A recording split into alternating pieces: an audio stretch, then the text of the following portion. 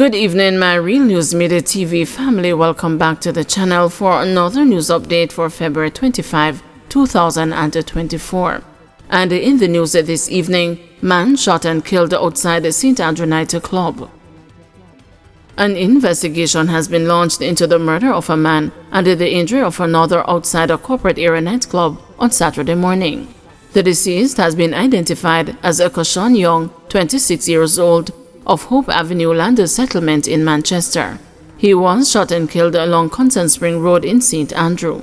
It is reported that about 2:30 a.m., Young had just parked his vehicle outside the club when he was pounced upon by two armed men.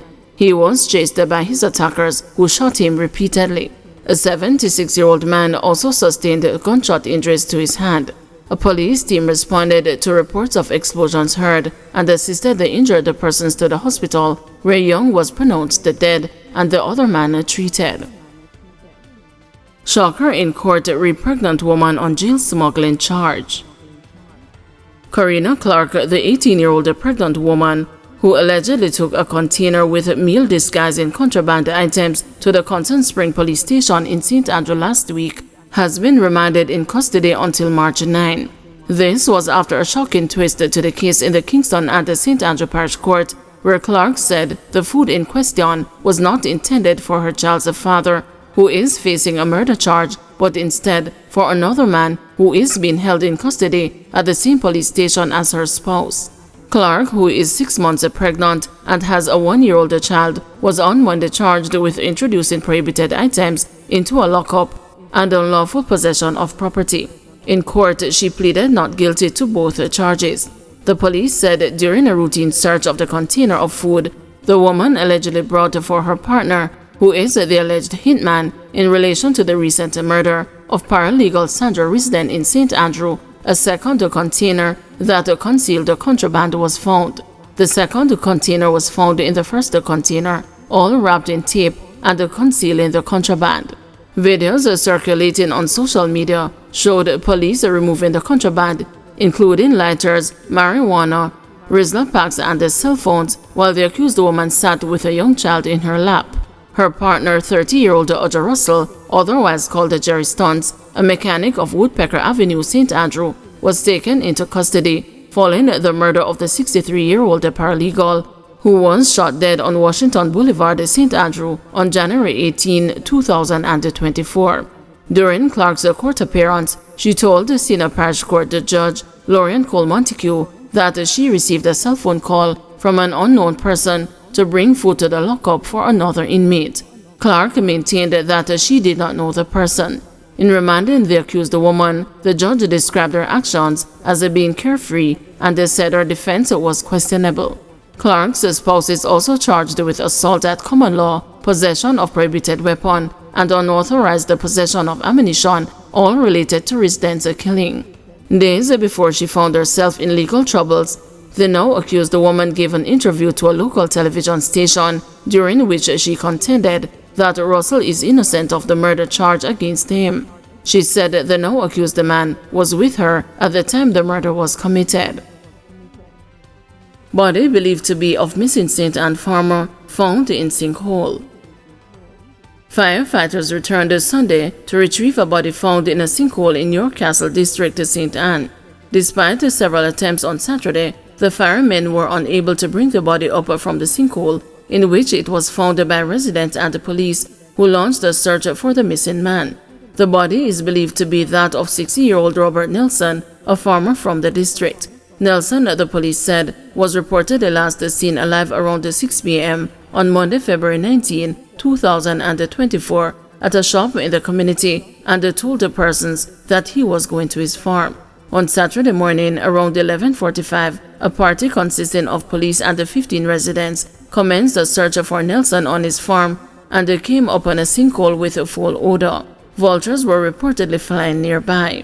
A pair of brown shoes near the sinkhole is believed to be Nelson's property, the police said.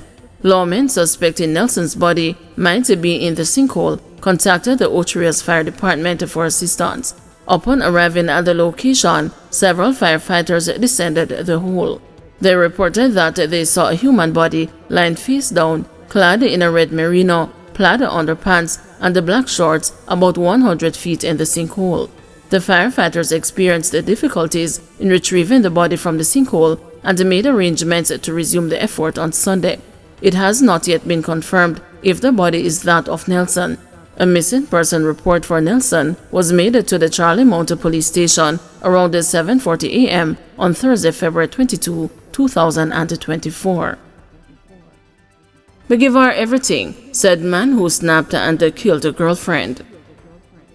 Andre Bromfield, who confessed to killing his 24-year-old girlfriend, Chantel White, 4 years ago, told the police in a caution statement that he had given her everything, including a 2-bedroom house that he claimed he built for her.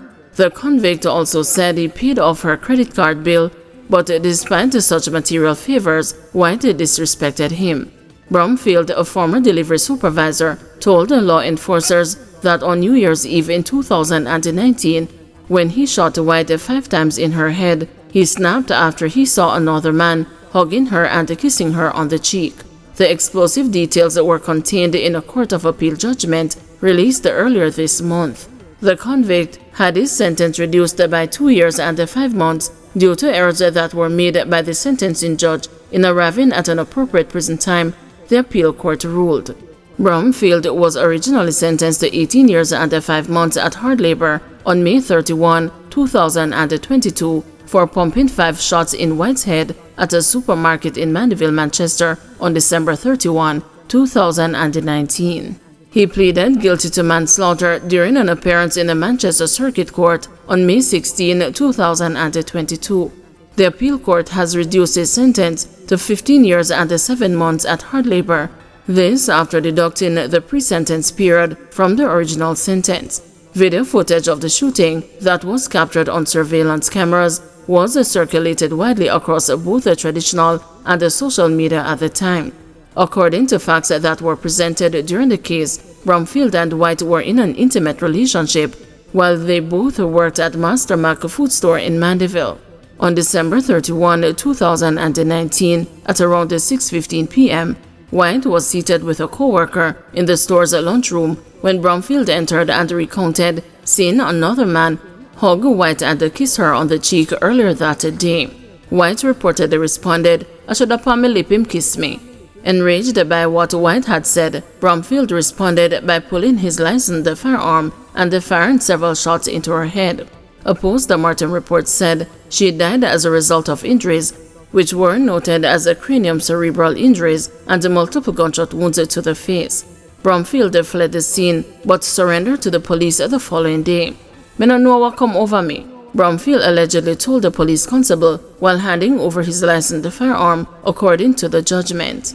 It was after being cautioned that Bromfield told the police investigators what caused him to fatally shoot the woman he once loved. "Me take up this girl and give her everything. Bill her all 2-bedroom house. Pay off her credit card. And me realize she have another man." The accused was quoted as saying in the judgment, "Me see this youth a kiss her up. Me talk to her and she a diss me up. Me just snap," Bromfield reportedly said. In submissions to the Court of Appeal at the hearing, Bromfield, through his attorney Norman Godfrey, contended that his client's sentence was manifestly excessive.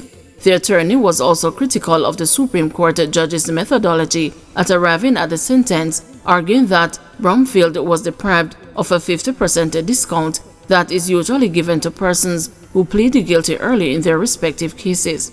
Godfrey, in his submissions, said, having looked at a number of cases treating with similar circumstances, a more appropriate and justifiable sentence, given the total of circumstances, including the mitigating factors, would be between 6 to 10 years imprisonment at hard labor. The appeal court, which comprised Justices Jennifer Straw, Vivian Harris, and Nicole Foster Pusey, found that while the sentencing judge properly took into account the principles set out in the Criminal Justice Administration Amendment Act 2015, she applied the discount of 10% before making any reduction of the mitigating factors, which is a deviation from the normal steps. In light of all the above, we formed the view that the sentencing process should be recommenced, as the learned judge erred in principle in respect of some aspects of the sentencing process, said Straw, the appeal court judge who wrote the judgment. Continuing, she said, "We are of the view that the starting point of 7 years was not appropriate for the particular circumstances of the present case. Therefore, a starting point of 15 years would be more appropriate, taking into consideration the harm that was caused," the court said. In relation to the sentence, the appeal court identified what it deemed as some errors in the approach adopted by the sentencing judge as it related to the steps to be followed in the calculation process, as well as the adjustment for the aggravating factors. Further, a minor error was identified by the appeal court in relation to the judge's application of the mitigating factors relative to Bromfield. In elaborating, the appeal court said the judge did not properly apply to the sentence the appropriate reductions in relation to the convict's expression of remorse and his cooperation with the law enforcers when he surrendered to them, among other mitigating factors. To that end, the appeal court said, "We would therefore grant the applicant leave to appeal the sentence, allow the appeal and substitute a sentence of 15 years and 7 months imprisonment at hard labor, with the pre-detention period of 2 years and 5 months having been deducted." Bromfield's new sentence is set to begin from May 31, 2022, when it was originally imposed by the Supreme Court judge.